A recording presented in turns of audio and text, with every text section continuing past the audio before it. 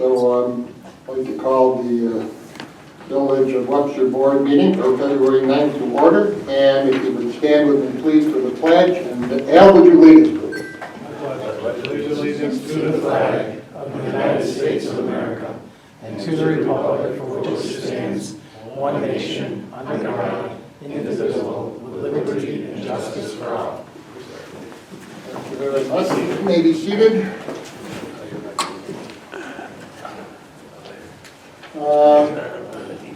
On this, well, I guess it's drying out. It's a rainy day today, isn't it? On this evening, we have, first of all, I guess, a presentation from the New York Power Authority on streetlights by Casey Mastro. Casey, if you would like to take the podium, it is all yours. Welcome. Good evening, everyone. My name is Casey Mastro. I am the lead key account executive for the Central New York region for the New York Power Authority. I specialize in the development of all energy efficiency, clean energy projects for local governments and other public entities across the state for the New York Power Authority. I'm here to talk about, well, two topics that we've been discussing with the village. First and foremost is the potential for the ownership transfer and upgrade to LED lights with digital asset management controls and maintenance for street lighting. And if there's any time, power supply as well. But my focus today is on a primary project that we've been in discussions with for some time on LED street lighting.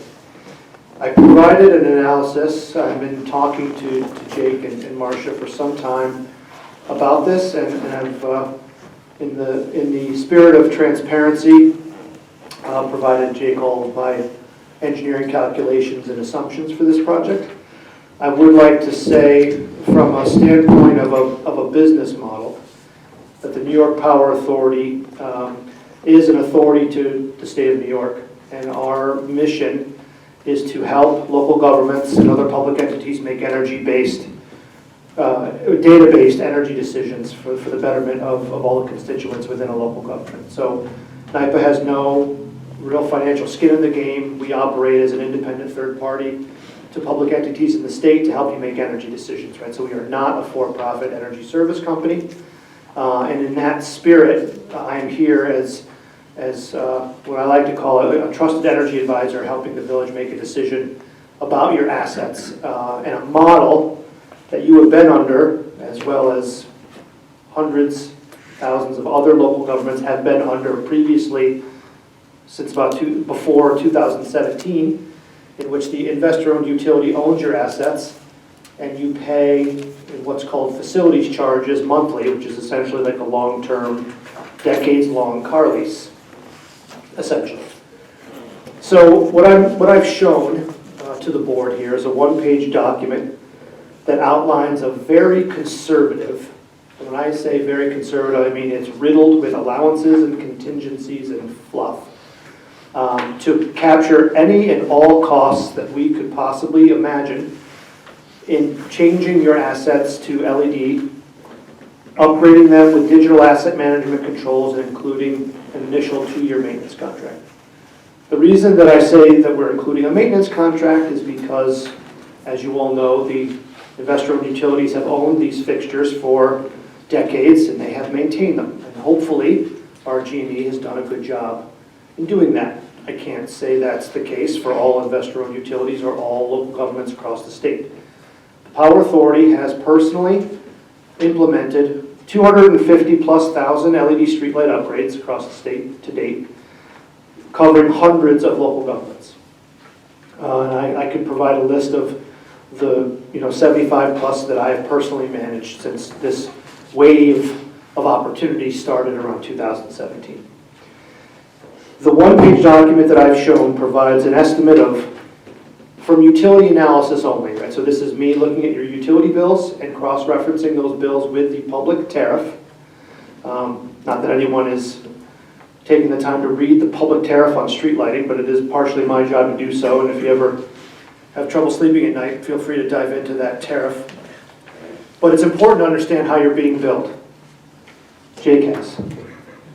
those of you who are responsible for understanding how you're being billed for these things should take a moment to dive into that stuff. And that's primarily the reason why NYPA leans so heavily on the municipal model. So I'm here to encourage the village to proactively change the way in which you have a relationship with street lighting, mainly because you pay so much money in rent, in facilities charges. It is by far the vast majority of your annual costs for this asset. My initial utility analysis shows you pay about $14,960 roughly a year in energy for those current assets, and you pay about $71,549 in facilities charges.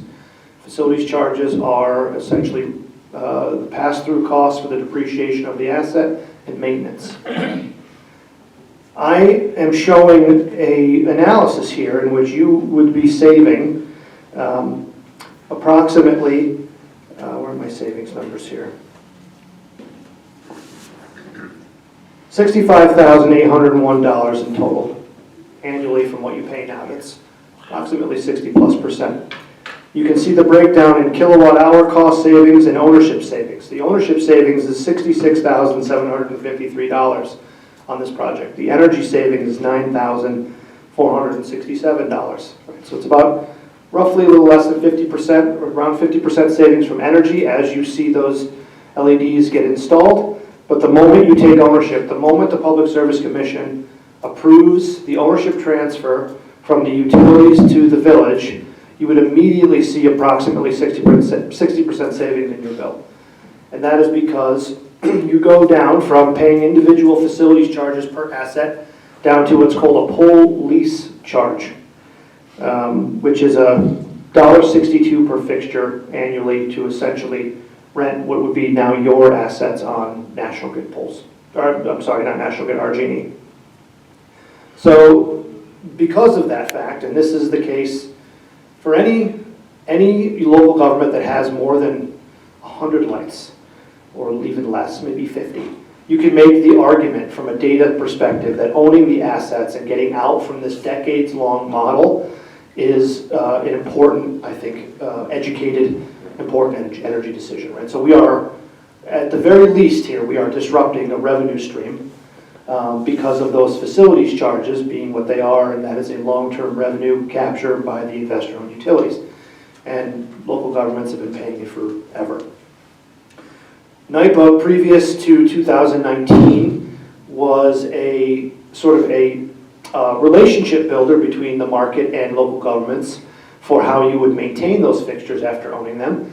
It was the only part of this, what I call a turnkey service, that was not being provided by NYPA, and so in 2019 and onward we changed that. We are offering 1- and 2-year initial maintenance contracts as well, because as I've heard hundreds of times from folks like Jake and other people who are responsible for public works, we don't want to get into the street lighting game. We don't want to manage poles. We don't want to worry about it. We haven't worried about it in decades. So you don't have to worry about it. NYPA is under contract with E&J Electric across the entire state to perform that maintenance. We'd be happy to put you in touch with them and have any level of depth of what, beyond what I've already described to Jake and Marcia, on what that maintenance program is and what it entails, beyond just the savings component of this project. Again, what I'm showing here is about as conservative of an estimate as possible. So I'm showing now a payback of about 8 years, but that is with a lot of contingency, 10% contingency at $23,000, an estimate of allowances, and it does include the purchase of the system from the investor-owned utility. All of this would be paid for up front by the Power Authority, and you would pay for it back over the course of that term, whether you bonded for it, to NYPA. So there's no upfront cost for this project. What I calculate from your bills, you have about 426 fixtures. A good number of them are the nice old style decorative fixtures like you have out front. So this would be a project for both the Cobra head fixtures on wooden poles with the aluminum arms, as well as the decorative fixtures that you have. And so we're talking about ownership of the arms, the fixtures, and the wiring for the Cobra heads, as well as the poles and underground wiring for the decorative fixtures. All of that is included in this estimate. alongside any and all administrative costs to manage this project and to perform the design and implementation of this project. I will also say that this is a once in a 30-year decision. As an engineer by education, I feel like it's my duty to advise you that this is a project that should be done right, and that means it should be done in accordance with an engineering standard, which is IES RP 0818, which this project would follow.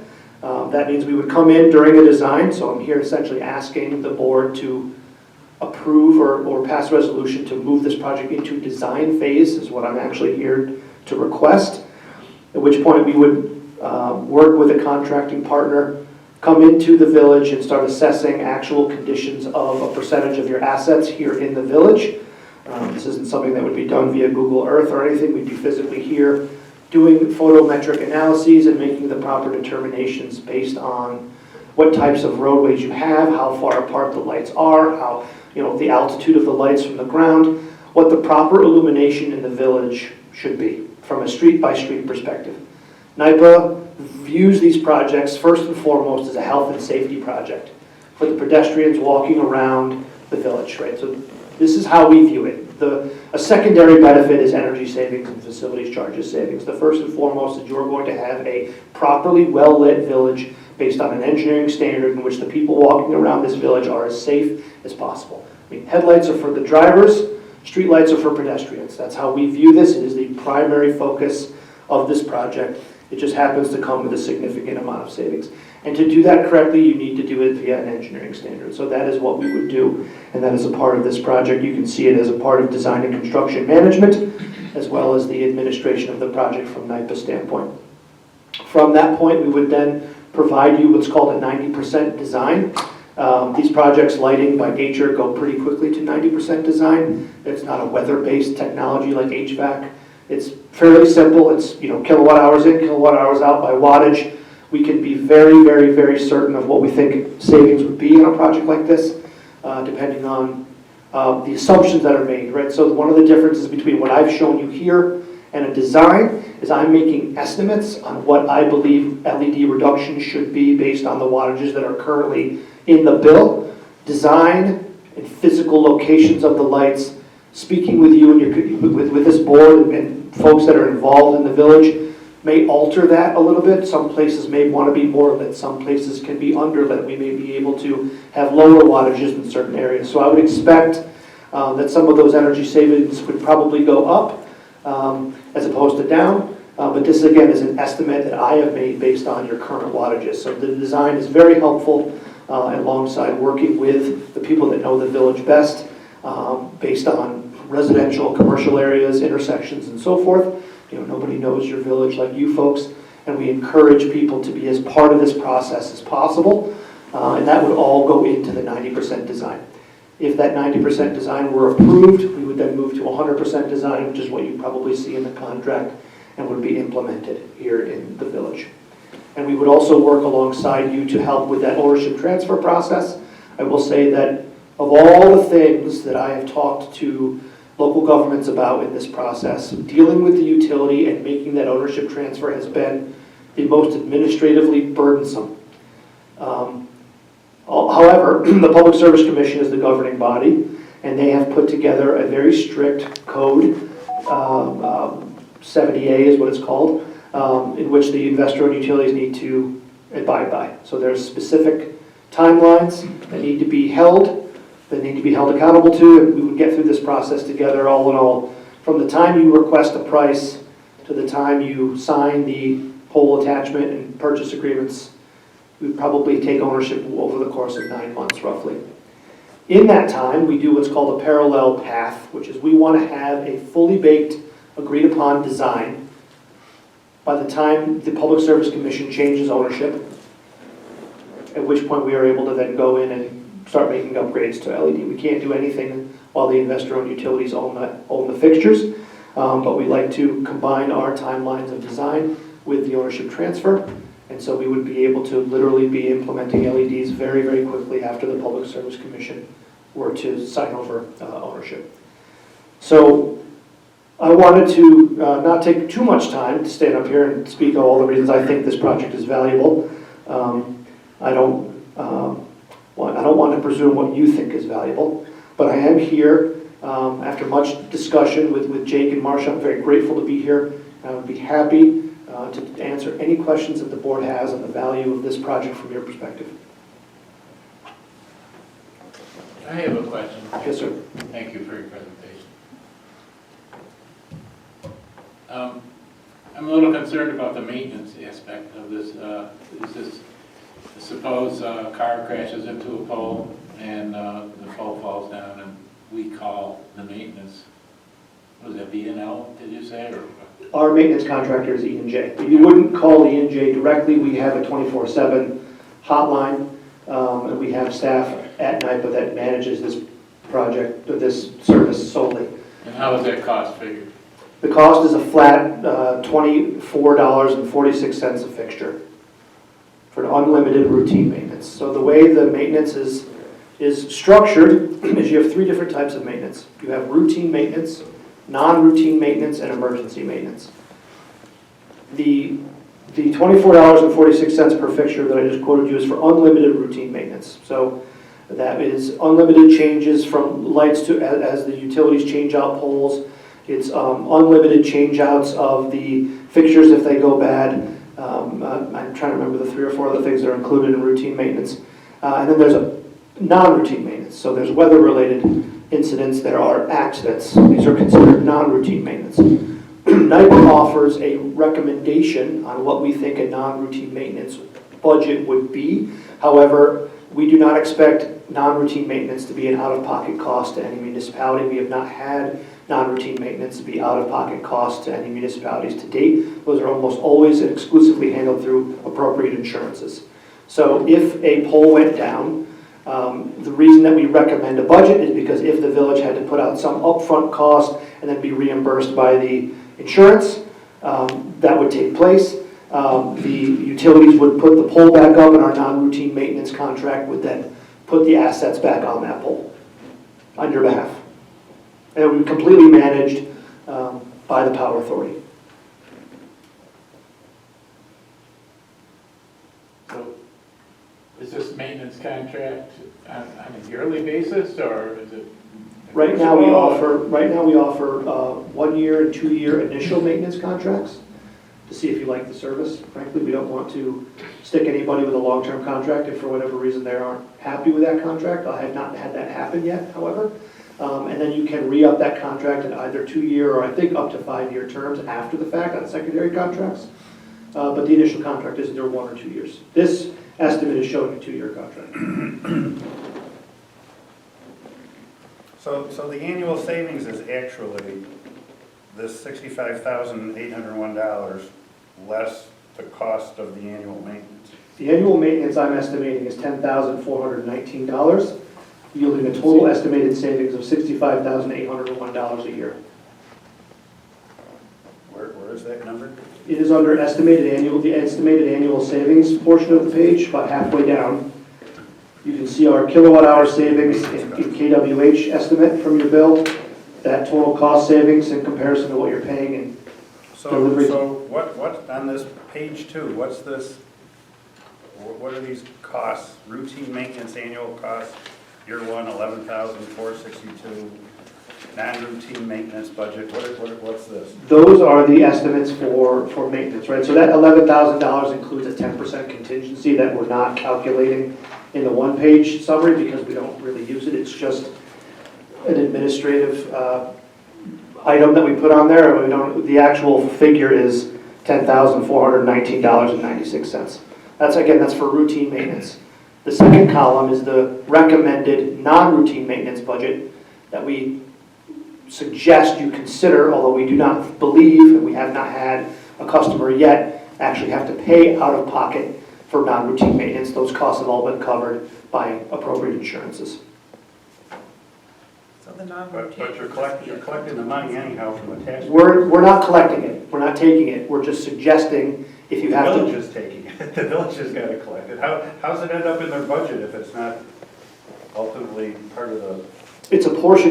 What we're suggesting is if there's any circumstance where the village needs to be reimbursed by an insurance company for a non-routine maintenance incurrence, that you could set aside some of the savings from the project for that in escrow, but if that money's never used, it stays in escrow.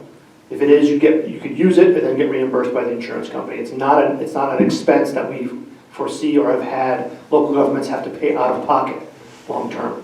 It's a recommended budget. It's not a budget that we think you're responsible for at the end of the day. It's just a recommendation. So the village should investigate with its insurance carrier what the additional cost is going to be to insure. Yes, Jake has begun that process. We estimate about 426 poles and fixture, or whatever. 35 cents per $100 of value of the assets, I think is what yeah, Jake has been looking into that, yes. Based on the value of the assets, I think we calculated about 7 to 10 grand, about 7 to 10 grand per insurance. That's got to be finalized because we have to. Well, that would be to replace it. There's also liability. Right.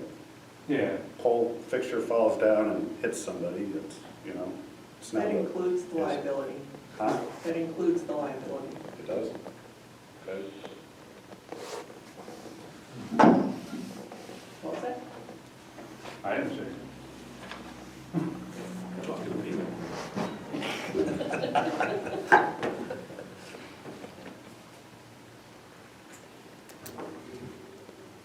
These plans you have here, you got routine maintenance annual cost 11,462 and non-routine maintenance 11,511. Do you have to take both of those, or is it an option to take one of them? Or? That's what you just explained. Yeah, you can, what you'd be under contract for is just the routine maintenance.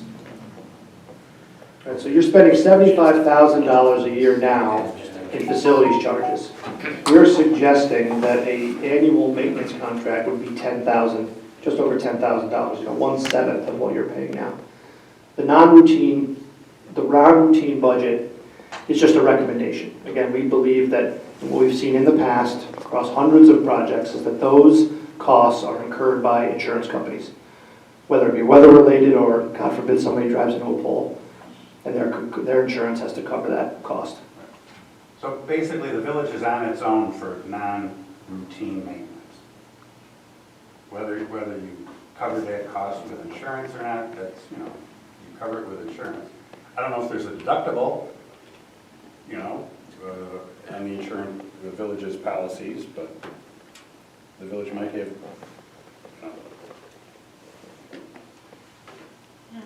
I know, like on most homeowners insurance, there's a deductible, so. Yeah, we would deductible for So- normal, if we had a normal plan, there's a deductible on that. So whatever it is,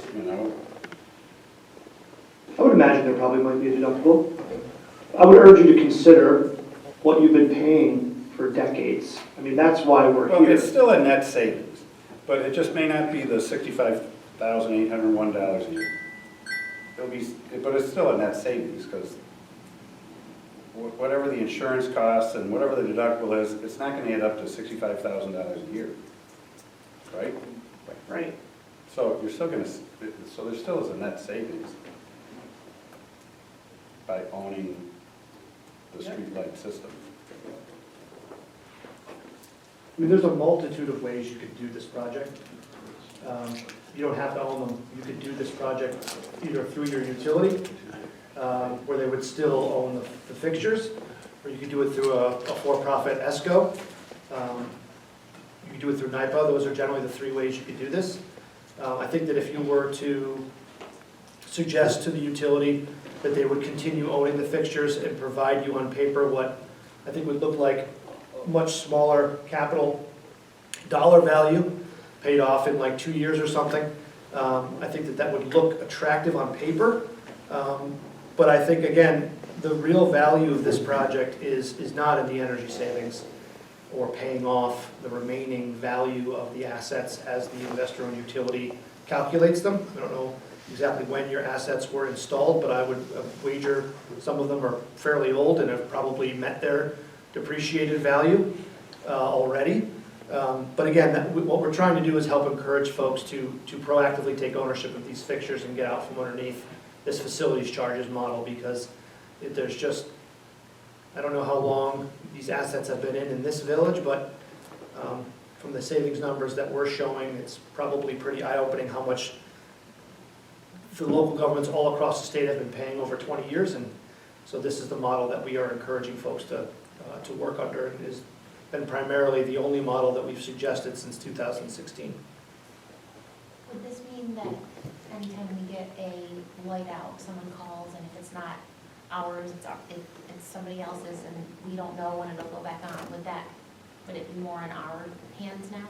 So we are including a couple things. One, in the maintenance aspect of this, like physically how long will it take a light to go in? We have very specific timelines for either routine, non-routine, or emergency, right? So the days of saying, we'll get back to you after we talk to the utility are over. Yeah. We haven't even talked about the digital asset management control system yet. You know, NYPA is, in this project, is included not a photo cell, a dawn till dusk photo cell where they go on at night and they kick off around dawn. But the shift in the market is moving towards what's called a billable dimming tariff. This has already happened in National Grid territory.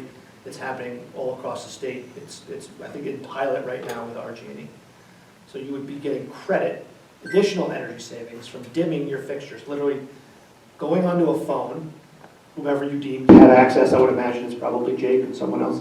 I think my mic just turned back on. Sorry, everybody. And you could, at the touch of a button, reduce the power output to any one of your fixtures, any single one of the 426.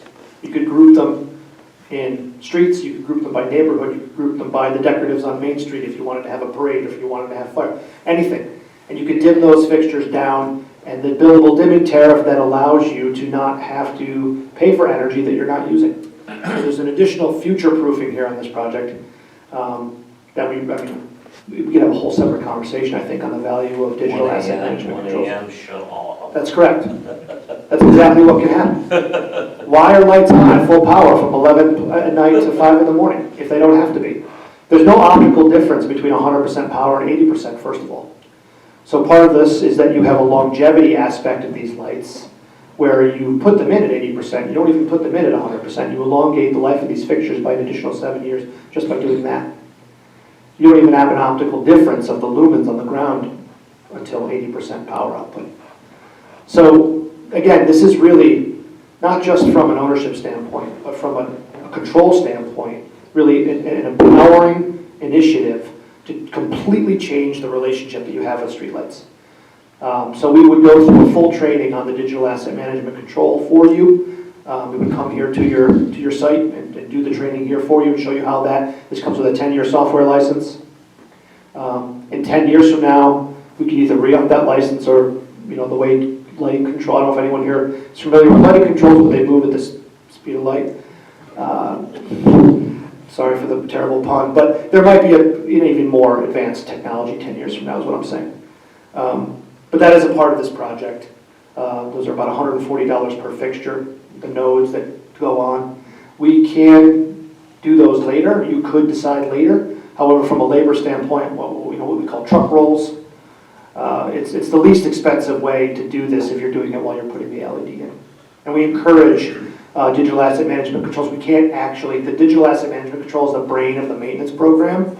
So we can't actually do the maintenance program without the digital asset management controls. So we encourage their use. But you would have a full user interface on any smart device. You could see all of your assets across the tax map. You'd have these little green lights all over the place where all the lights are operating and working.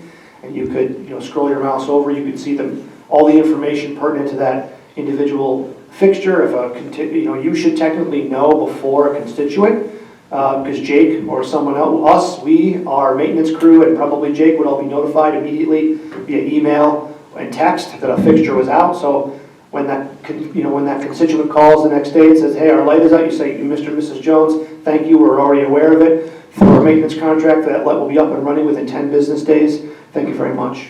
It's just a completely different relationship with the assets. Then, yes, thank you for making us aware. We'll call RG&E and we'll get on their schedule and make them aware of it. Maybe we can make them flash to the Christmas music in the parade. Sounds like we could. Can it go to red and green? We can't change color. We can't change color temperature. Actually, that's not to be too joking, but we really do encourage the folks in Webster to be a part of this design. You have some, again, once in 30-year decisions to make based on not only wattages in certain areas, but also color temperature and how you want your village to be perceived. There's going to be something that's going to be increased. It's called color rendering. You're going to be able to physically see individual colors better, depending on whether you have, your more conventional 2700 Kelvin lights that are out there now. We encourage at least 3000 Kelvin. In some cases, folks in like commercial areas or industrial areas have gone particularly bright with 4000 Kelvin. I don't recommend that in like your residential areas. I think people will just be a little shocked. This is going to be the most visible project you do for the constituents in the village, right? So we generally recommend 3000 Kelvin. Should we do like a survey or something and ask what they want? My experience is that it's best to consult with when we do projects. It's best for the board members to consult with us and our engineering design team to make the determination based on an engineering standard what we should do, implement that in the 90% design, and then let constituents know why we're doing it based on what engineering standard and how that's going to be done, as opposed to the litany of comments that you may get based sometimes on fact and sometimes on personal opinion, which doesn't always promote, I think, an effective, efficient project. Is there, are there villages locally where this project has taken place, where there's been a changeover, we can go look at? It's obviously out in a more rural area, the lighting's a lot different, the perception's a lot different than when they're packed in really tightly. And it's one of the things, even when we were changing some of them in our village, we went and looked at other areas we got from the lighting contractor. We changed our post ops to LEDs and switched them over to LEDs. We went and got a list of areas, went and looked when it was dark out. And, we don't want it to look like UFOs are landing every 50 feet, with real bright, stark light. So we were trying to balance providing the light, having the savings, but not, Making it jarring. yeah, making it jarring. And so I think we went to 2700 in some of the residential areas, but those are, post op lights 14 feet off the ground rather than the big Cobra heads. Right. So if at any point in time we were going to be installed, let's kind of a couple of questions there. The first is I'll address color temperature. If you have the right to install anything that you want here. If you were going to install fixtures that were below that engineering standard that I quoted you earlier, we would have to just acknowledge in writing that you were consenting to putting in wattages that were below, a particular lumen on the ground based on an engineering standard. Doesn't mean you can't do it. You could put candles out there if you wanted to. That this is your village. But we would base all of our recommendations on that standard and then work with you through 90% design to determine what's actually going to be implemented, and that's what gets put into 100% design. Right? So, second question is, you could go right over to Wayne County. We did a full countywide aggregation over there. There's probably 9 or 10 individual municipalities in Wayne County alone that we worked together as a single project. That's just a hop, skip, and a jump away. We did the material contract for Rochester, but they did the install on themselves. But you were talking about rural area, not urban, here in this county. But yeah, hop on over to Wayne County. Don't hop. Yeah, so we could go look at Ontario or Williamson. Ontario, yep, Williamson. Yep. That'd be great. Yeah, it's close. Do they have what? You know what the values are for Main Street? Caves, values on Main Street? I want to go back and look, because I know the one in front of the village hall, as we discussed, is different, but that's a different type of fixture too. That's the array. Sternberg. And the ones we changed in the residential area, we put the corn cob bulbs in there, so it was just a switch over. I think we disconnected the ballast and just switch over to corn cob bulbs. So it's a little bit different presentation of the light, the way they are. But the one in front of the village hall, I think, is 4,000. The other ones were either 3. I think we tried 3 in the business area and 2,700 in the residential area to kind of keep that softer. Because they're basically at eye level with people's second floor of their bedroom windows. So if you got one in front of your house, I know did a project on my street, it was very light all of a sudden out. Well, what's really interesting is that, for a long time, these lights have been illuminating people's properties. Lights aren't supposed to do that. They're supposed to illuminate the roadway under which they are standing. Right? So in some cases, we've had constituents call after an LED upgrade and say, hey, I can't see my front yard anymore. I'm like, well, that's because the lights are doing what they're supposed to be doing. They're illuminating the area around the fixture themselves. They're based on a specific band of light based on a photometric analysis. They're not supposed to be shedding light 360 degrees. So, depending on perception versus engineering standard, you may have some of these discussions, but we've had hundreds of these discussions across the entire state, right? So we're very well versed in working with local governments to handle pre and post constituent discussions on after this project is done, if it were to be enabled.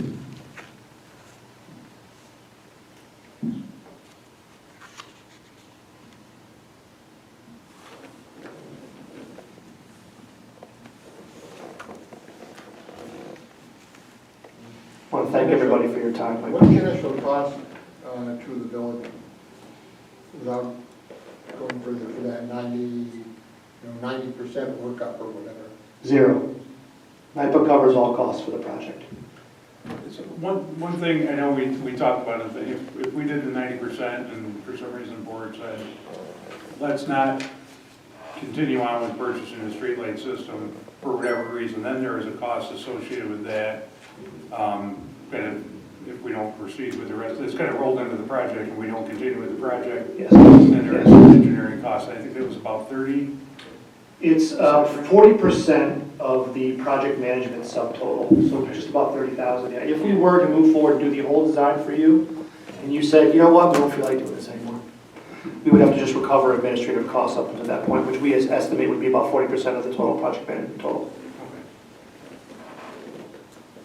But you would get to keep that design, right? So you get a lot of work for, I think, not a lot of money. And this is something we've been looking at and kicked around for literally 5-6 years, if not even, I think I originally got an inventory in 2015. One of the things, and I think I've discussed before, the analysis paralysis, there's so many unknowns, and frankly, RG&E for us, it's not everybody's experience with their power company. They don't do a bad job.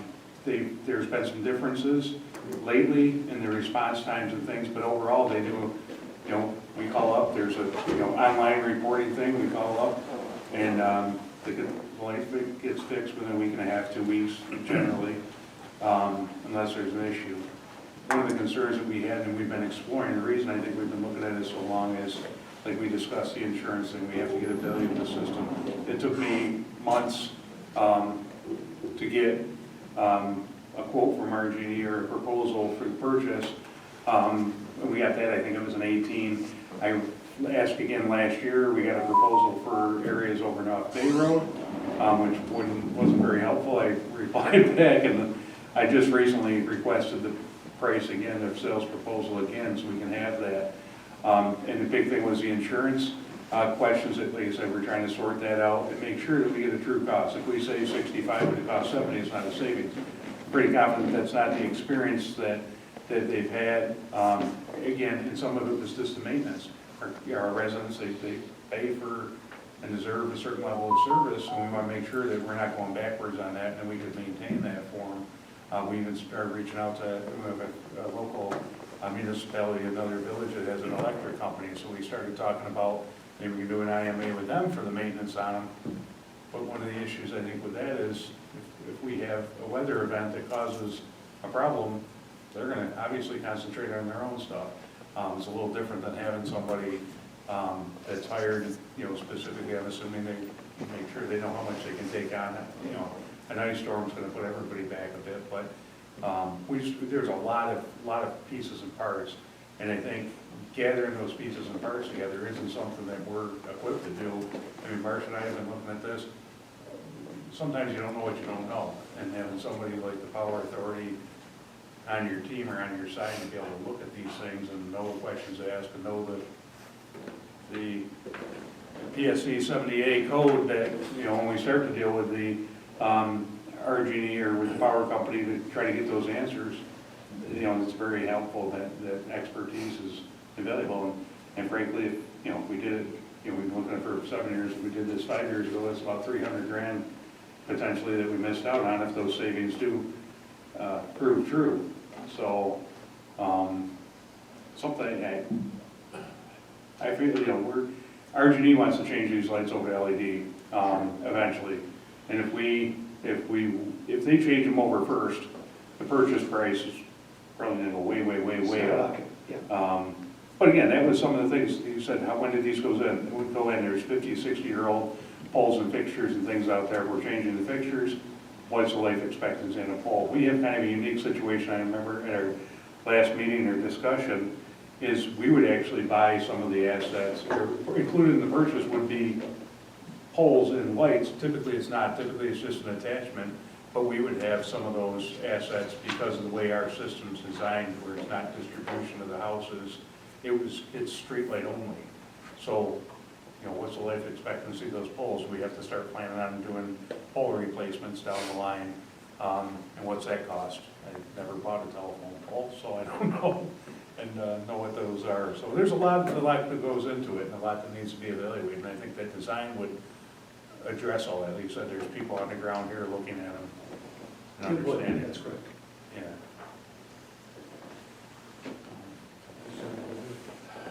Your design would in fact look at that? It would. Sir.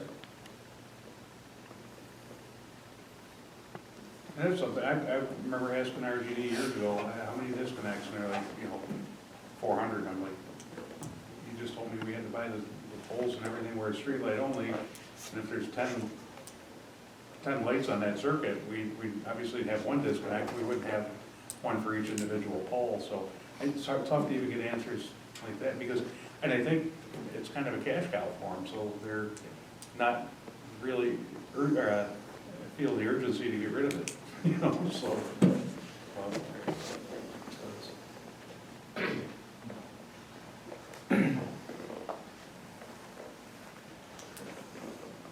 One question I just thought of, so when you talk about the energy, the ability to dim lights, and is there actual consumption?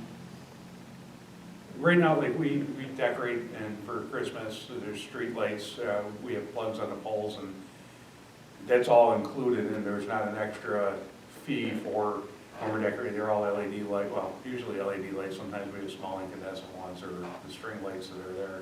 But those are included just in the regular tariff, the dusk to dawn. I don't know if they charge you more because there's an outlet on there, they figure you're gonna use it. No, the outlets are actually individualized on the bill as a separate facilities charge that's included. Yeah, they are, okay. Well, yeah, these are ones that, yeah, that's, we have weird ownership models here too, as we discussed. We own, on Main Street, we own the pole. RG&E owns the wire and the light at the top. Then they bill us, they don't bill us for the pole, but they bill us for everything else monthly. And then there's, you know, the outlet on there, so they recoup that somehow. Yeah, it's based on a facility charge. Each individual asset, whether it's a bracket, a plug, or the wiring, or the pole, or the fixture, all of those are charged separately as what's called a facilities charge on the bill. Okay. So the outlets, the village would end up owning the outlets too, whereas now they don't, right? Yeah, well, and it's debatable, the outlet's on the pole that we own, so I don't know how that works on Main Street. That's really where we put the Well, I think lights. you just said there's an extra facility charge for the outlet. There is a facilities charge for the outlet, yes. RG&E is charging you for the outlets. But if you end up owning the whole, you'll end up owning the outlets, so you get rid of that charge. But obviously you plug some into it, if you're gonna use electricity, you'll get billed for the electricity. You would get billed for the electricity for whatever you were plugging in, Yeah. correct? Yeah, but there wouldn't be any separate charge for the outlet. Yeah, there's nothing metered, we wouldn't have to go through and put meters in everywhere. No, At you least would it's just still, it's just a tariff based on Correct. what the use is. And, you know, and final question for me, the maintenance, you talking about maintenance software and maintenance platform, calling in the lights, sounds like that system we might know before anybody calls us up. Currently, right now, somebody calls up and says there's a street light out. If it's in the old village that we own and maintain, we'll get somebody together, go out there and fix a light. If it's an RGD, we always tell them, okay, we'll get the information, we'll call it an RGD, or we don't call it, there's an online form we can fill out to report the streetlight outage. Is that a similar, if it's something for some reason we don't know about or don't have, that we would just do an online reporting of it? For a fixture that's not a part of the management system, is that what you mean? I guess if it's, that would go away, I guess, it sounds like it's part of the management system, it just, Yes, so No. the digital asset control system would automatically send both NIPA, our contractor, and you a notification automatically via email and text when anytime a light either goes out, physically the light goes out, or the driver to that LED goes out, or if the pole is shifted a certain degree, I can't remember the degree from level. Anytime that there's any disturbance with the system, you'll be notified immediately. that alone,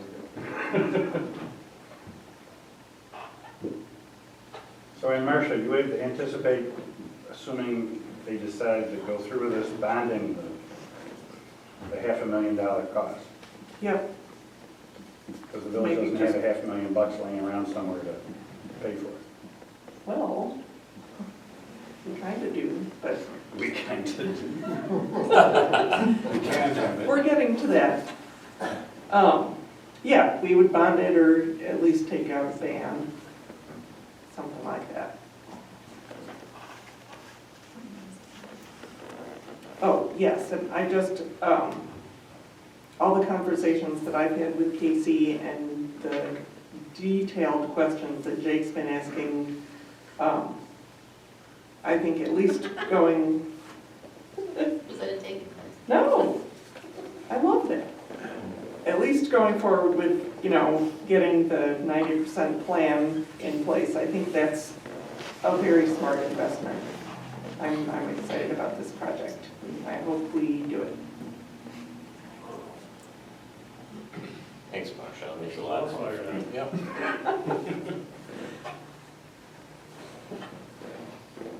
She said. Thank you, appreciate it. Thank you, everybody. Thank you for your time. Yeah, thank you.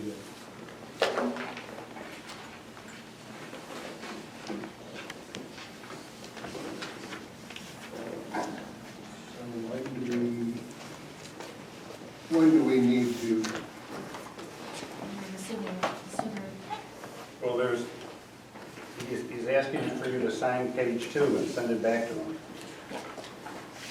If you want to go forward. which would initiate the 90% looking at this project? And we have to get Yeah, the that design phase. design The phase. ball one. And if you decide to back out, you will pay, you will pay. Actually, by signing it, you're authorizing the whole thing to go forward, not just the 90%. As it says, by signing below, the Village of Webster authorizes NIPA to proceed with a full turnkey solution of the LED street lighting project, which includes the final design report, procurement for materials, installation, labor, construction management, post-installation, commissioning, and ongoing maintenance. But then, conversely, if at some point you decide not to proceed, then you got to reimburse them for other costs that they've incurred up to that date, whenever it is. Right, so you can, the majority of the work on this project is between now and that 90% design. That's 90% of the work, right? So all of that you've just described is essentially between 90% design and construction, right? So you can stop this project at any point in time. Chances are that wouldn't be considered until the 90% design time period where you actually receive the 90% design report. But you could certainly stop a project. You could sign tomorrow and stop 2 days from now and really be liable for nothing. We haven't done any work yet. But we would hope that you would move forward through the full turnkey service because that's where savings are happening, right? So a 90% design report doesn't save anything. Implementing LEDs and taking ownership saves. So that we encourage folks and hope that you would go that route, but you can stop at any point in time. Does anybody purchase a system and not convert right away? No. Okay. There's no financial advantage to doing so, except, I mean, the energy savings is about $9,000, you said, for switching with the conversion to LED. The real savings is in the maintenance and the asset. that's true, yeah, that's correct. But I've yet to have anyone, I've not been in that situation where folks have taken ownership and then not immediately going the next step to get additional savings through LED conversion. But I just wanted you to understand what it is you're saying. Yeah. Okay, Jared? By saying this, you're saying, go through the whole thing. But at any point, the village could tell them no, but that's, you know. I don't see how you can not benefit from the savings. Yeah, like you said, you know, Your paper itself. whatever the cost of the additional cost of insurance is, it's not gonna eat up the $65,000 a year. Well, not only that, but we're also including contingency allowances in this project, which You I don't think know, would more after than cover. right, after they're all said and done, you know, maybe the 543,000 project cost could be less than that, you know, by the time they get all done with, you know, fine tuning things. I mean, the best case scenario, and the reason that we are, I mean, NIPA's vision is to have energy relationships with local governments like this. It's not in anyone's benefit for us to put forth what we think is the cheapest solution for you to be attracted to, and then through multitudes of change orders, have a seriously more expensive project down the line. That's like the worst homeowner project, contractor relationship you could think of, where you've signed on to the cheapest price to fix your porch, and then 3 change orders later, it's the most expensive project. That's the opposite of what we're trying to do here. We are putting forth an estimate here that is, again, conservative, right? So I don't even think the insurance premium would be even half of what we're assuming is just 10% contingency on this project. There is a lot of fluff on that paper, and it's put there on purpose, because we want to develop an energy relationship with the village, right? So this isn't about shaking hands and saying, see you later. This is about the next time you want to procure energy, you want to discuss a chiller at a hockey rink, you want to talk about HVAC in your town or village hall, you want to talk about energy. NIPA would like to be there to talk to you about that. And street lighting is a fantastic way to get immediate impact, and for folks that are not familiar with the way NIPA does business, to familiarize yourself. When I started this job in 2016, I live and work out of Ithaca, New York. I know that my email, all that stuff says Buffalo. That's a lie. I don't work in Buffalo. I work in Ithaca. I'm responsible for everything from Rochester to Utica and Pennsylvania to Canada. Nobody knew about NIPA. Nobody. They knew that we did hydro asset and transmission of electric power from Niagara and St. Lawrence. That didn't benefit anybody in central New York. So this entire endeavor of creating relationships in central New York has been about doing the first project well so that we can do the second project well. That is the purpose here. The best project would be exactly what you described, sir. That the 90% design is less expensive on paper than the utility analysis that I'm showing here. The payback is less than 8 years. That is the best case scenario. That is what we strive for every single project. And that's what we would do here. Again, I'm making conservative estimates on LED upgrade, not based on that engineering design. That's what's done during the design. My estimates here are roughly about 50% reduction in energy based on just wattage reduction. That's not the same as going into your village on a street-by-street basis and making determinations on wattages by photometric analysis at specific locations. So that is what we would do here, and we think that there is significant value in doing so, and I'm grateful for the opportunity to have this robust conversation with people that have spent years determining whether this is right for you. So I'm grateful to be here. So I think I'm in favor of it. I think it would make sense to put it on our next agenda, so it's actually on the agenda. We've been committed to not make decisions in the moment this big, maybe time chew on a little bit, make sure it's on the page, and actually put it on the agenda, versus this just says a presentation and then we voted on it. That's just my thought. Okay, it's not subject to a public hearing unless you bond it, and the bond itself is subject to a public hearing. Yeah, well, I get it, Just- but today on the just for- agenda, just for- what was in the paper? Well, okay, It just for my 2 cents, I agree with Marcia and Jake. I think it's something the village should definitely do. Yeah, I don't think I didn't say that. Well, I know you didn't say that, but what distinguishes the village from the town of Webster? Streetlights Yeah. are one of the main things. Yeah. There's streetlights and sidewalks in the village as opposed to most of the town. So whatever, if you can enhance the street lighting in the village over the next 30 years or whatever, I think everyone's in favor, Don, I'm just saying, that's wouldn't something, well, then, I'm listening. wouldn't it be nice to be on an agenda that we're voting on it, so people who wanted to come could just come to the meeting? I know it's not open for public vote, but typically it's not even on the agenda. Like if someone wanted to say, I didn't know you were doing that. Oh, I agree with that. I mean, I don't think 2 weeks is gonna make a difference, but it gives the public an opportunity, if somebody listening He tonight wants to come up and wants say to something. say something, they have the opportunity. I think it's just the right thing to do, that's all. I'm in favor, I'll get it clear now, but I'm just saying. Charles mad at me now? No, I think he agrees. No, I'm in favor of it. You know, Don doesn't like it. No, I'm just saying, there's no legal requirement that you even have to publish an agenda. All you have to do is publish notice of a meeting. You don't have to publish an agenda. And Jake's been working on it for a long time. But it's What's a courtesy. the- No, it's, yeah, And I can bet you in 2 weeks, we're gonna see these, at least 2. Peter, you coming? You coming to the next meeting, Peter? Other than in the audience. Peter, you better come to the next meeting so I feel like I got Doc's some calling you support out, on you need this. to be here. Oh, watch. I mean, I'm just one person, you guys hate That that. here. Jake, I mean, doesn't matter to you, right? 2 weeks is, no, obviously, it's the board. We've been working on this for a long time, and I agree with Don, it's something that we ought to pursue and do, but I also agree with Jerry that, I mean, I should be a politician now. You were. That, you know, if you guys have a standard, and the board has a standard that they want to work by, is that they want to notice things, whether it's recorded or not recorded, it's going over above and beyond, it's fine. I mean, it's 2 weeks, but been us around for 7 years.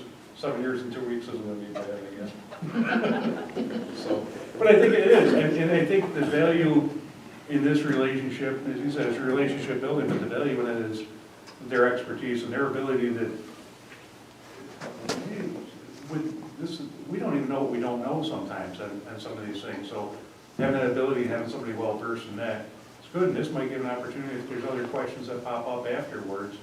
You know, hey, and now we have 2 weeks to get things answered, so there's more confidence even next time you guys get together to look at it and consider it. And we can certainly, I think the email's on there, we can forward the email, so if there is anything, we can have that dialogue beforehand to get the answer. Because a lot of times things will pop up afterwards, hey, what about this? It'd be better to pop up before you vote than after you vote. So, Is there any other municipality at the village level in Monroe County that has? Yes, and I don't know them offhand. I did the Wayne County aggregation, one county over. Generally, Monroe County is spearheaded by my colleague Joe Crimmy out of the Buffalo office. We sort of split it down the middle. I'm just submitted a project summary to the town of Victor a couple days ago. But my experience this far west has been primarily in Wayne County, and Livingston County also. We did this in Livingston County, so Lima and a bunch of others over in Livingston County did this as well. One of my earlier projects back in 2017 when this wave of opportunities started. But predominantly my experience on this up here is in Wayne County. We've tried to work in other entities like Brighton is a good example, but they have so many decoratives.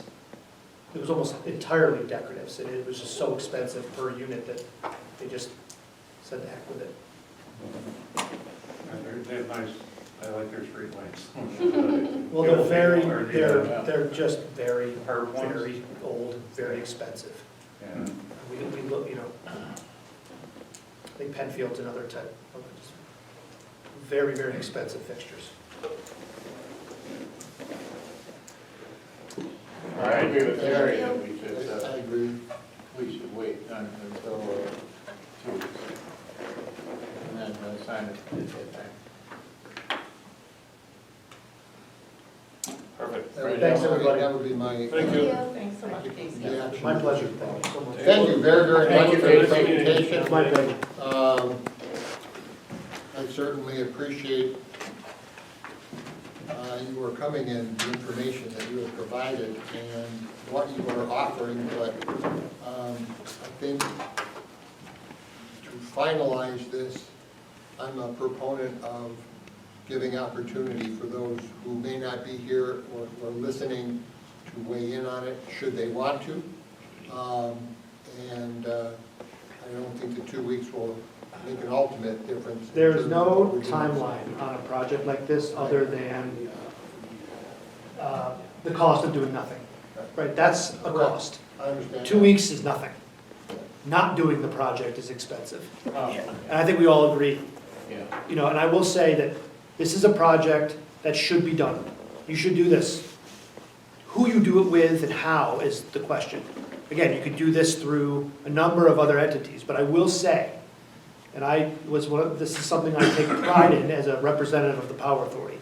There is no other entity that you could work with that would be doing this as an independent third party, essentially not-for-profit entity. Every other entity that you would work with would have some kind of financial vested interest in doing this. We do not. Those administrative costs, those are cost recovery only for work that's done. Right? NYPA capitalizes on its generation and transmission of hydroelectric power. My entire group that I represent, Clean Energy Services, operates as essentially a third-party not-for-profit. And I think that's very important in building trust. I'm here because I think this is the right thing for you to do, not because I have a commission or because the NYPA makes money off of it. And I think that's just bare bones, black and white, the importance of coming here to talk about something like this in a way that you think you can trust what's on that piece of paper and the things that I'm saying, because I think it's the right thing to do. So I think thank you for giving me the opportunity to say that. I think it's important, and I'll leave you to the rest of your meeting. Thank you. Well, thank you for saying it. Thank you.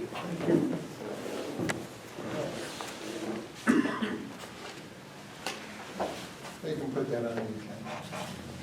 Yes, sir. Have a good night. Thank you so much. Thank you very, very much. No time for public comment tonight. Oh, we do. What do we turn the heat in? I promise, I don't know. I want to vote. I promise I'll, There you go. okay, I promise I'll take too much time, I know you're getting You know late. you don't have to talk into that, right? Yeah. Should I go back here somewhere? It keeps going in and out. I don't know. You're good, right there. Tell me where you want me to be. and I'll Perfect, stand you're up. perfect. So I wanted to just come briefly talk to you tonight a little bit about what's going on with Historic Preservation Commission. Before I do that though, I did want to give our best to Judy. She's at home, and we wish her well in her recovery. She's been our liaison to Historic Preservation for pretty much as long, or been on the board as pretty much as long as there has been one. So we wish her well in what she's in her recovery tonight. So we've been working diligently without our full contingent of members, which is part of the reason I'm up here, to try to implement some projects that we had. One is our creating a new website for historic preservation. So I wanted to pass out the front page of that to you. This is what it kind of looks like. This is not in color, which it actually appears there. I know, I'm sorry, I'll have the color one coming up though. What I'm doing is designing this so that people can come on and look at our activities and also what Historic Preservation Commission does for the village and the projects we've had in the past.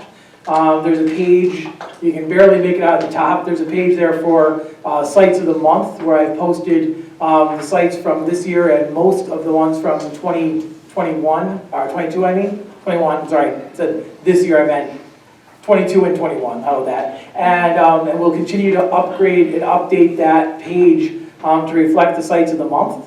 There's also going to be a page that looks at all the local landmarks and gives a description of them. What I mean by local landmarks is ones that are either truly local landmarks or state or federal landmarks, so that those are actually on there as well. And so that's kind of been the goal, is to try to get something that people can see it's a little larger for them to look at as far as historic preservation. And then the more immediate project that I have going is, I got approval from the board before we lost our last members, one of our last members, was to implement a project for West Main Street where we would have QR codes in the windows, and then as people walked down the street, assuming the business would allow us to do this, people could take their phones, hit the QR code, and then actually it pops up the description of the business. And then there's a little narration at the side just in case you don't have a phone. So, but that's the so you could do that. So so that's one of our long range goals, is to have some way for people to interact as they walk around the village, not actually having formal tours, although we certainly would do that, but also you could just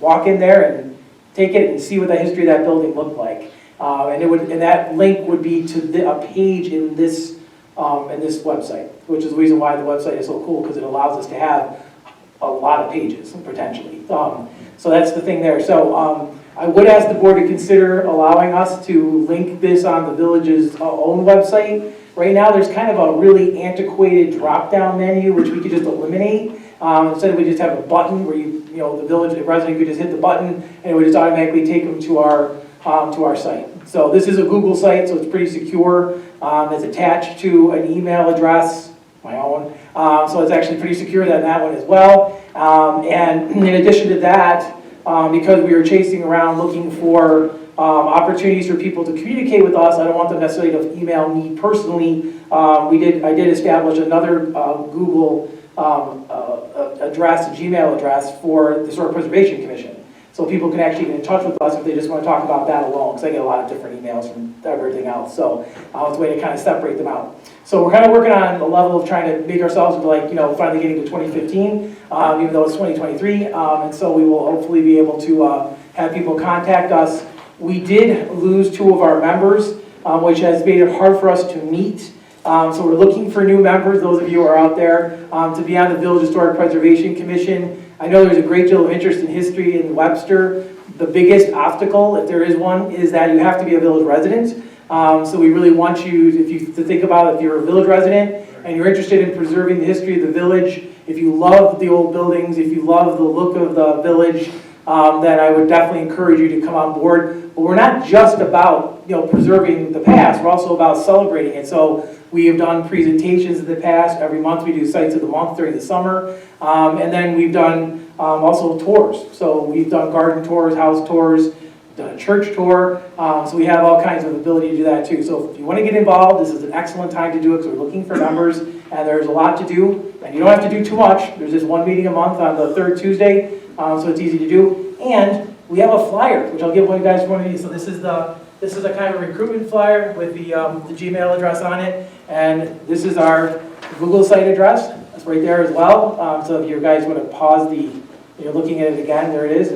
But we're looking to see if we get more people involved. Missy Rosenberry did an excellent write-up in her column recently in her blog about members as well. So we're just kind of pushing that along to try to increase our membership again for those people who are interested in this activity. But the Historic Preservation Commission has done a great deal of good in the past. We can still do a great deal of good in the future by preserving the past. So that's my pitch there. So, but we still are working on projects. I'm still finishing up projects that were given approval before. So I'm not idle. I just can't start anything new until we get a full quorum. The other thing is I'm looking for members for the Parks Committee, which I'm on as well. So if you love the village parks, you can join that as well. Get in touch with me. We can look at that as well. We're about to do our spring inventory. But we're looking for members for that too. So this pitch for that one. Any questions? Do we still have those packs of information that they could give new homeowners?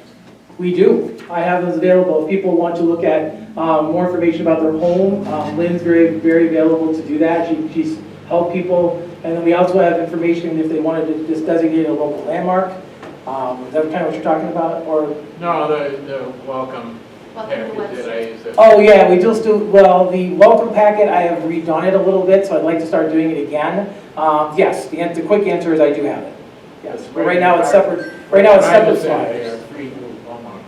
Well, if you give me their addresses, I will make sure they get something, how's that? Because I can do that, it's getting the time and then knowing who they I'll are. wrap them up if you want. Yeah, it'd be great. So I would prefer not to give them an envelope with like 6 flyers in it, but rather to give them one flyer that has 6 pieces of information in there about, but that's what I'm working on, is trying to consolidate the information so that there's not that much to look at, so people don't have to, I know some people have, people have limited time, and we just want to give them an introduction to our village and what we are and what historic preservation is and the community, the great community that they live in. So that's what it is. So. Thank you, Peter. All right, thanks. Thank you, good stuff. Hey, You allowed you to go 7 minutes over your approved time. Hey, Peter, I got a question. Do you have enough members to comprise a quorum? Not right now. Oh, he just said that. He didn't. No, I don't have a quorum right now, so what I'm doing is I'm only working on the projects that we actually approved before the quorum got lost. So if, well, the problem is if a property owner that's, wants to do something to a building that's got historic status in the village, We can't do anything right now. but you can't just hold up that person from doing, Well, the only, you've read the code just as much as I have, I suspect. And the only thing I can see that we have an absolute requirement is for an application for local landmark status, which is rare because that ties up the building completely. Or the other one is if there's a demolition, a demolition requested from the zoning board, it has to be referred to the Historic Preservation Commission. So neither one of those has happened. I hope, and it would be nice if they didn't while we're in this circumstance, but, right, but yeah, those are the two, quote, they're not statutory, they're village code-oriented Right. activities that we must do. So, Yeah, that's what I was getting. yeah, So how many people do you need for a quorum? 3, we're down to 2. We need one more person. If we just have one more person, it'd be You great. just need one more person. Right. One volunteer, and then there's 2 more spots open after that, but at least we'd have meetings and be able to conduct business again, so. On the other hand, it's kind of a nice vacation for me, because I can work on projects that we were able to catch up on, so I'm actually, like I said, I'm not idle. I just can't start anything new, but there's a lot to do that's still old. And we have a whole host of sites of the month we came up with last year, so we'd like to proceed with that as well. I do have some limited ability to do that, because the board gave me the ability to look at sites of the month without approval last year, so I can do that. But we're expanding that program too, by the way. We're gonna, in the past, it's kind of been looking at homes, we're going too long, but in the past, it's been like homes that have been fixed up. I know, Jerry, I'm sorry. But what we're gonna do probably in the future is look at all historic buildings in the village to try to recognize them, assuming they're not falling down, to know that, so people know what the site was and have the history of that site as well. So we're gonna expand the program a little bit, because there's so many different buildings. I mean, believe it or not, if you live in the Shanstrack on, say, Judson or London or Maryvale, your home is now historic. It's gone to the 50-year level. So, so you may think that everything on Dunning is the only historic thing, but remember, 50 years ago, the people on Dunning probably didn't think their houses were very historic either. But now they really are. And now, so time moves on. So it's really kind of. So Jake, your house is very historic. So. it's So if also- someone owns a business, Pete, in the village but doesn't live here, they wouldn't be able to. They would not. It's not in the code. I don't know how to fix that. I thought I remembered, I'm sorry to interrupt, but I thought I remembered in the code, specifically the members of the commission, I think they said had to be village resident, but was it the historian or somebody that specialized in architecture wouldn't have to necessarily live in the village, that they could be on the commission. I don't know if it really, we can go back and read the code again. I don't want to go to the nitty-gritty of it here, but Yeah, just there are some specific things it says about what people should have interest in. It kind of gives a little bit of leeway, but yeah, I didn't see any way to get out of the village residency issues. But that's why we have an attorney. So You could have people from outside the village do all this stuff except for the 2 statutory parts of it. okay, To help Something to you that part, though. with the tours, and you could, especially since Lynn Barton, she's the historian for both the village and the town. right. So you could expand it to town residents, just when it came to a village property that, was looking to develop that's subject to the, they couldn't vote on that. Okay. But they could help you with everything else. Well, certainly we'll take volunteers. For that, absolutely. Right. If you're in Williamson, we'll let you volunteer too. So anyway, either way. So yeah, but we'll You're discuss. just not a voting member. Because they have new LED, new You know, LED because you might lights. want to do, there's, Yeah, no, historic absolutely. barns in the town or something, and maybe you can include, have a tour of that. Yeah, absolutely. Expand it. Yeah, we actually do have some great historic carriage houses in the village. That's a very good suggestion. I'll put that down. Thank you. So, yeah, didn't think about that one. Job done. Okay. Well, unless Jake wants to volunteer to be on the commission, we can appoint him tonight. When do you meet? We meet the third Tuesday of the month. Third day? No. It's not on the agenda, it's not on the agenda. Yeah. This is Oh, yeah, it's not on the agenda. Yeah, it's not on the agenda. All right, well, thank you very much. And they needed to coach. Yeah. All right, well, then. Thank you, Peter. From like, what, you meet from like 12 to 2, like every day? No, we meet like 7 to 8:30 on the third Tuesdays. Hey, you got wing night, Jake. Yeah. That's the longest 5 minutes. At Thank you, Barry's? Peter. Coach. You ask questions. All right, at this point, anybody else? Darryl, I got to cut you off there. We will, we'll close public comment portion of the meeting. We'll move to regular business. First item is resolution to approve minutes from the January 26th meeting. Looks like the minutes are relatively short. Do I have a motion to approve? I'll make that motion. I'll second. Trustee Lauer? Aye. Trustee Belkane? Aye. Trustee Alito? Aye. Mayor Barnes? I wasn't here, Motion. but I Motion would passes. approve of what I read. Thank you, sir. Okay, next we have resolution to approve claims and warrants. I had an opportunity to look them over today, and I had my questions answered. So I don't have any anything on this.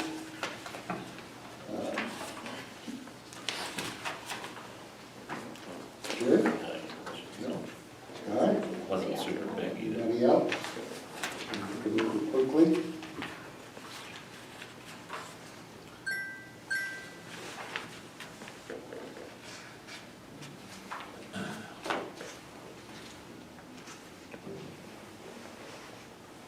McAllister's sign, 539. What's that? Or which sign is that? What page is that on? Page 2. I know. It's the one we put in your seat when you're not here. That was good. Oh, page 2 is sewer?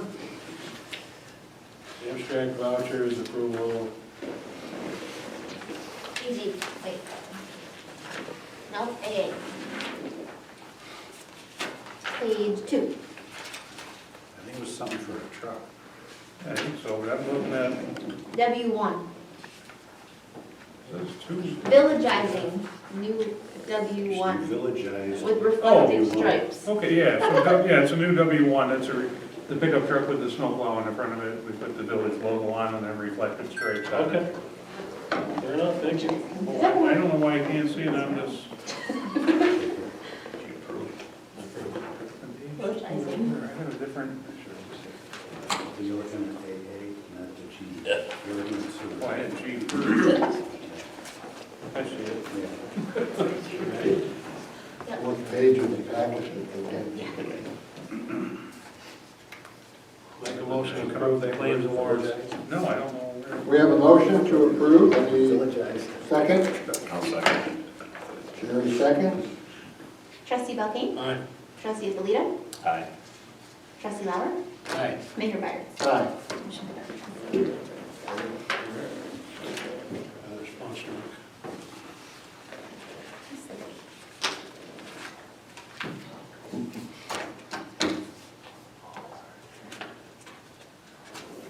All right, next we have a resolution to authorize the village treasurer to sign a service agreement with Burke Group 4 actuarial services for the GASB 75 requirement.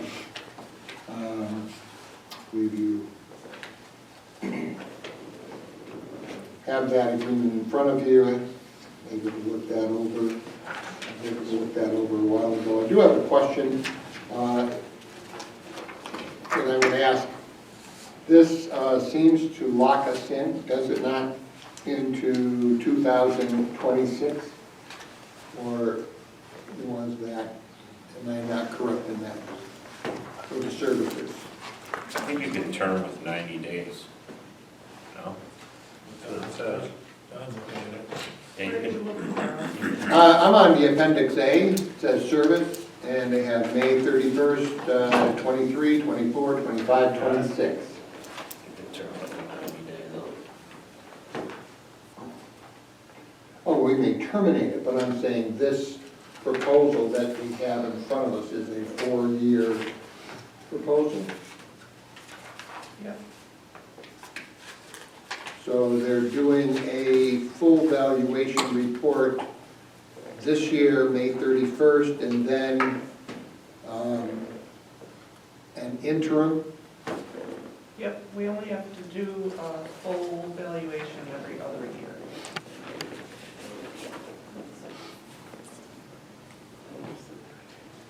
In the even years, it's if requested by village.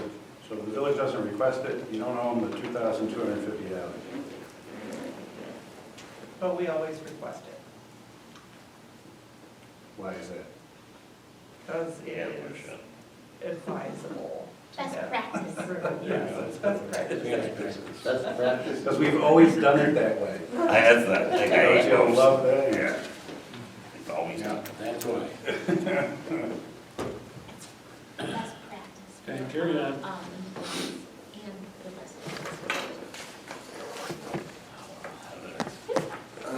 the The post-retirement health care plans that are being evaluated, no evaluation before them now, are they significantly different than pre-retirement plans? What are you asking? I'm asking you to explain. Explain what What is- GASB 75 is, Marcia. Right. What is this post-retirement health care plan? Explain why you need these actuarial services. Gotcha, okay. Remember how, I forget when it kicked in, but the last few years, our liabilities suddenly exponentially grew because we had to start reporting and showing the value of the OPEB, the post-retirement benefits that we're potentially on the hook for. And we need to have current valuation of that in order for those numbers to be accurate. GASB 75 is the I think requirement. it, isn't it, that the state of New York wants municipalities to actually have cash on hand, money, to be able to pay for these post-retirement benefits. These are for retirees in the future. Well, it's not that we're supposed to stockpile all the cash, but we're supposed to recognize and acknowledge the liability. Well, the state wants some kind of guarantee that that the municipality is gonna be able to pay for these health insurance going into the future for retirees. And so in order to do that, you gotta have a number attached to, all right, how much money do we need today to pay for health insurance for X number of retirees over X number of years? And you need an actuary to come up with all that. Oh, yeah. Because it's based on, the life expectancies of your retirees and all that kind of stuff.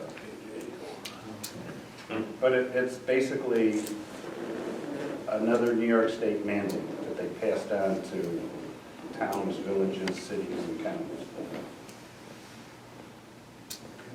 As Mark said, it used to be, it's been like the last 4 or 5 years, something like that, it kicked in. Before that, you never had to account for any post-retirement benefits that the village is on the hook for. Okay, thank you.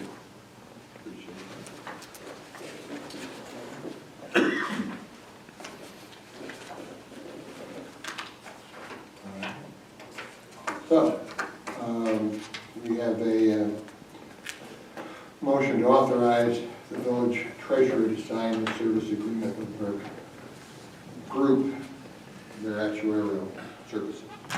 I will make that motion. I'll second. I don't know how you determine that. Trustee Ippolito, Aye. trustee Belkane, and trustee Lauer. Mayor Byers. Aye. Motion passes. And finally, we have a resolution authorizing the mayor to sign an agreement with Pridemark Homes related to the street lighting for Greenbrier Crossing. I believe that you have read that, I hope you have read through here and understand what this is, but I believe that on completion of the construction connection of the street lighting system or street light system associated with a particular phase of development, Pridemark will offer the same for dedication to the village. If accepted, the village will cease invoicing Pridemark Greenbrier Crossing streetlights for the phase accepted for dedication. Till then, we are invoicing them for streetlights.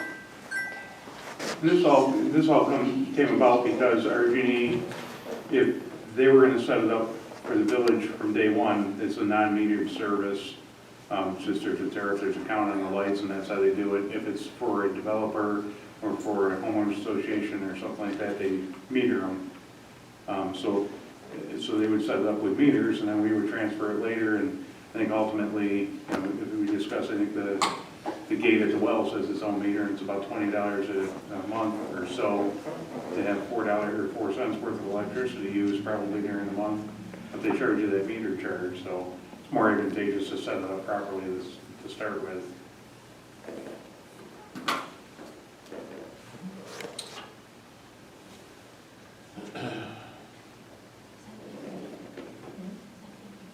Okay, so this is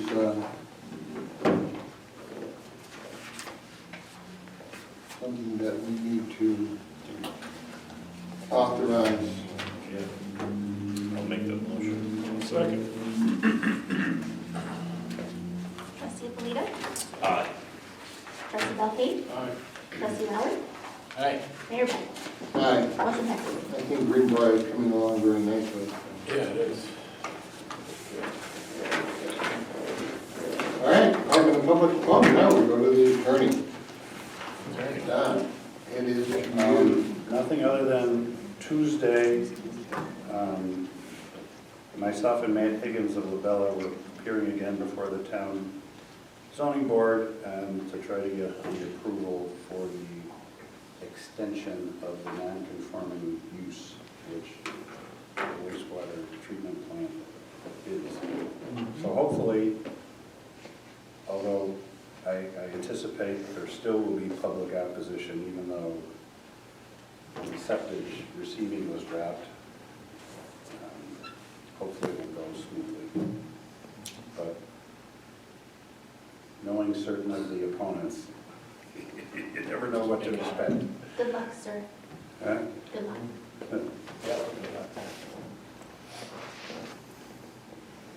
Yes.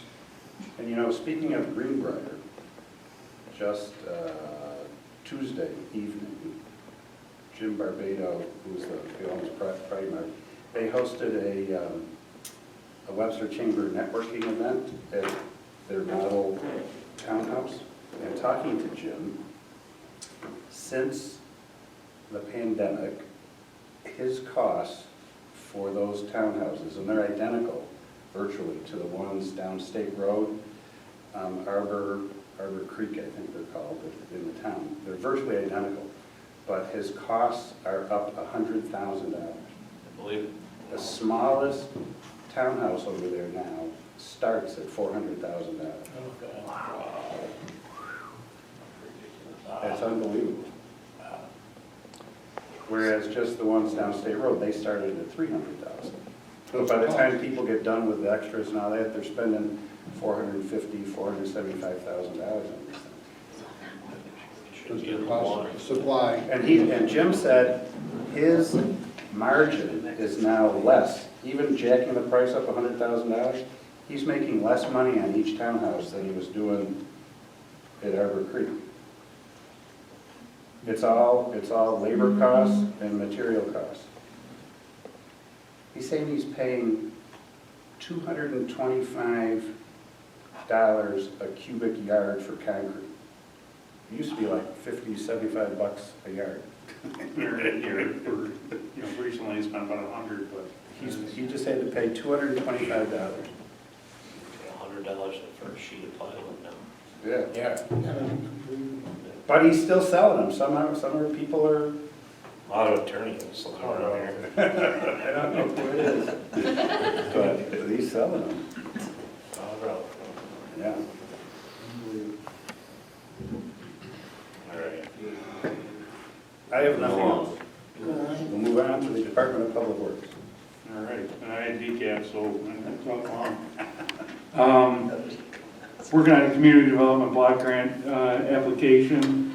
I'm going to look at doing the same thing we did this year, is sidewalks and cast in place pipelining for some sewer, kind of mix it up between the two. Looking at doing a section of Phillips Road between Ridge and Orchard Street, or at Orchard Street, skipping 104 itself because the state's already done those in a lot of the corners.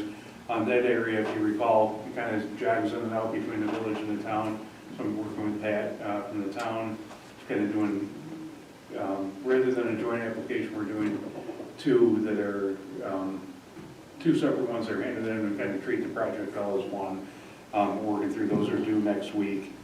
Do you ever know like the plan for like Main Street sidewalks, like do they allow you to know that? I was walking by like through Webster House and all that the other day. Yeah. Smokes are enough. There are areas in there that we can go through. What we're trying to do is, there's a low moderate income area, and the map changes all the time. So when a certain area, the south side of East Main Street is not on the map. So when a certain area is on the map, I try to use that and get the funds, and even if it's 40% of what the project is, or excuse me, we try to switch around where it's about 60% of what the project is. We're leveraging what our investment or what the taxpayers' investment is to get more sidewalks done. So I've been hopping around in different areas. That's why we might see one side of Park Ave on. It was in that year, but it wasn't in the following year. So I'm watching that map for when that area comes in. And these are CDBG things. They start out with a discussion, a meeting in January. They're due by February. Typically in May, they tell you, hey, here's what we're going to suggest to award you. They don't find out about federal funding until June. And then it's September or October meeting of the county ledge that they actually approve it, and then send you notice that, hey, you got this project done, and they want you to spend it before the next year, but it's October. We have leaves and snow and stuff, so typically that's why we've been trying to get them, done early in the spring, as early as we can, start doing these projects. But the one we're applying for this year will be done next spring, like 2024, because we won't find out for sure if we got it definitely until next fall. So that's what we're trying to, put in for these things now in advance, but chase the map around to where we're maximizing what we can get out for the residents. And then there will be a time when, we're done doing all the CDBG doesn't work for sewer or sidewalks anymore because we've done them all and the areas aren't going to be in the map, and then we'll concentrate on something else because it's been a pretty decent program for us. The county, it's a federal program managed by the county planning and development, and they do a real nice job with it. Is there a differentiation between the south side of East Main and the north side? Yes, Because Just look at the housing stock. I know, you look at that. yeah. Well, the map, and that's why when the old village was in the low moderate. If they fall in, the sidewalks and so on. Yeah, we were able to do the north side of East Main Street. In fact, Phillips Road, where we're talking about it right now, Phillips Road, the west side of Phillips Road is in, the east side's not. Luckily, there's no sidewalks on the east side, so we don't have to worry about that. But, and if Phillips Road's not gonna work out, we're looking at Kircher Park, the other side. We're doing Kircher this spring, the east side of Kircher Park, and then looking at doing the other side in another time. But we're trying to, at least, there's twofold. What we're thinking is, first, when it's in the low mod area, try to take advantage of it at that time, and also try to spread the wealth a little bit. Park Avenue, if one side of the street's done, you know, if you want a more comfortable walk, at least it's right on your street, it might be across the street, and then you got a more comfortable walk, but we're trying to, you know, spread it apart, or spread it around as well. And speaking of, well, I was gonna say, speaking of walks, and I'm glad Peter's still here, and you know about the Diamond Jubilee Walk.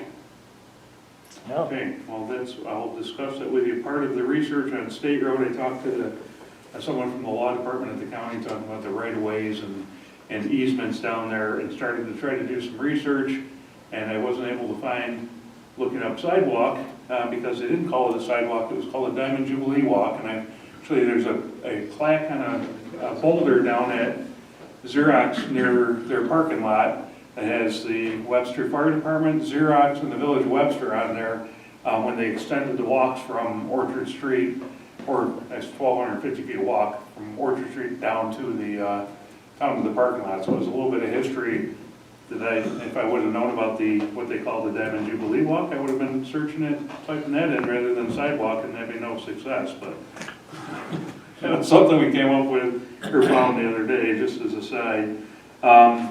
With sewer, obviously, Dan talked about the sewer project, and then we're continuing with that, the BOA project. The BOA project is getting, it's still the BOA project, but I'll let Matt talk about that with the board. I think they're coming up with a brand, if you will, for that project. And something that's gonna help tie everything together in the different aspects of it, but that'll be pretty neat. I'm sure he'll share that with the board and be in soon. And I think we're meeting again I want to say next week or the week after. I have to look at my calendar. That's it. And March is yelling at me for budget stuff too. Kind of a hostile work environment. Yeah. Okay, just real quick, we're all just started our budget meetings, and that's awesome. So we've got a good start on that. And then for Fall in Love with Webster, with the bid, we are doing in the office random acts of kindness all month. So we created a little thing, people can come in and take one. So that's in the calendar for Fall in Love with Webster. And if you check, I think their Facebook page, there's all kinds of events going on in Webster, or in the village for that event, for Valentine's Day, and all kinds of little things that each store and each business are doing. And then one other thing is that myself, Elena, Joe, and Tom Spoonhauer we formed a committee to do a country concert for this summer. So it'll happen in, we're thinking like maybe July 9th, to do kind of a country fest in addition to the Jazz Fest. Claudia here. We are. She's on the list. So we got some bands, so if anyone has any recommendations, let me know. That's good. I should be asking for money for something. So Nope. Well, we will be soon. Marcia and I want to get some treadmills for the office. Matching hats, shirts, hoodies, something. Elf gear. Something's coming. To the bag, you'll get a lot of stuff. I got one you can add. We're working, that's what I need, if you know anybody. That's right. We're working on that. She's probably the biggest, Claudia. yeah, she's the biggest country singer. Claudia, and then, yeah, we've got, that's it. And Marcia has something she wants to talk Okay. Okay. Handy dandy handout with the green and blue across the top. I just wanted to check in at long last about our fund balance for both funds. Let's look at sewer first. So the unassigned fund balance at the end of the last fiscal year, we were in the hole still by $138K. These budgeted revenues and expenditures are projected to the end of the year. This is based on the adjusted budget right now. So we, for the first time in several years, we are looking to be out of the hole at the end of the fiscal year. And that's even after putting fair chunk of money into reserves. That's good. Yeah, and then right below that 195 figure in the lighter green, remember how the unassigned fund balance should be between 15 and 30% of the year's expenditures? So we're close. Light, I'm getting there. We're getting there. Yeah? Yay! Very good. Mhm. Yep. And the general fund balance, the unassigned fund balance at 5/31/22, just over 2 million. And we're looking at projected at the end of this fiscal year of 1.685 million. That is quite a jump from 5/31/21 to 5/31/22. So down below that yellow box, the yellow and gray box rectangle, we went from 831,000 to 2 million. So all that extra came partly from much more sales tax revenue than we had expected, and from projects that weren't finished or got postponed or weren't billed yet.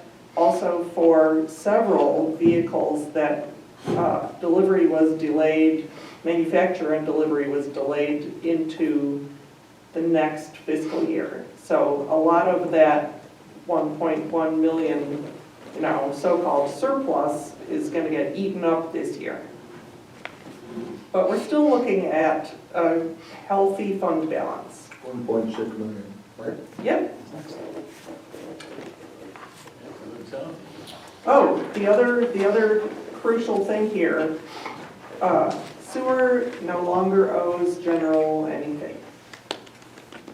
All paid off and or forgiven. So that happened, I did that officially on the books in, I think, August. So we're looking good. Wonderful. Yeah. Good job, Marcia, great presentation. Good job. Thank you very much. Thank you very much. Nice to hear. Okay. As a public announcement, our next meeting will be on February 23rd in 2 weeks. And one of the items you already know will be a vote for NY Power Authority to proceed with investigating streetlights. Do you have anything else? Are you interested in the session? Or the promotion, demotion, discipline, whatever that long terminology thing is. Or if you want to come in. Sure. I think Alan, Carl, That's official wording. we'd like to go into executive session. I just wanted your verbiage, the promotion, demotion one, that's the one we want to use. Of a particular Individual, person? yes. Okay. It's not on the agenda. Huh? No. An executive session does not have to be on the agenda. Oh, you Usually got it's- to. No, usually it's on the No. agenda. At least that you At any go time, into a an board executive member session. can Can request do that. that, that's correct. Yeah, 2-0 against you tonight. Well, that's not, I'm usually not, give me some credit. that's, well, what you said isn't true, because It's not. usually, if it's a planned executive session. It's not planned. Exactly, this one is unplanned. If it was planned, like most of them are, it shows up on the agenda. Yeah, I would agree with that, but I'm allowed to do that, right? Yeah. If I'm not, just tell me I'm not. Yes, you're allowed to do it, just like you were allowed to sign the agreement with NIPA too without it being on the agenda. So, same thing. Do you want to be on the board, do you want to be the, no. I'm just looking for some consistency from the trustees, that's This is an unplanned exec session, you're not making sense. It has happened. It can't be on the agenda, nobody knew I was gonna bring it up. Hi, Marcia, thanks. it. So- Good report. Thanks, Marcia. Thank you. Marcia? All right, so I'm Okay. asking for a motion to go into executive session. I'll second. All All in favor? Aye. Opposed? Okay, motion carried. Oh, we do have one. I'll Pardon be me? all in favor. Love it. We will ask.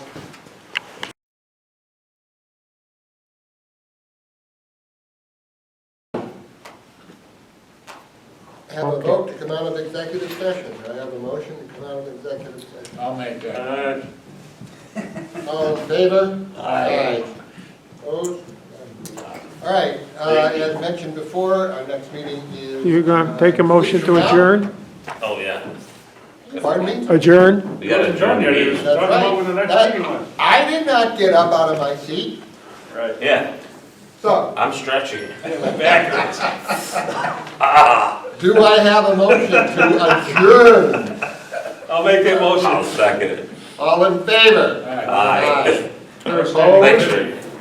When's our next meeting? Did you say? Thank you. 2-3. 2 weeks.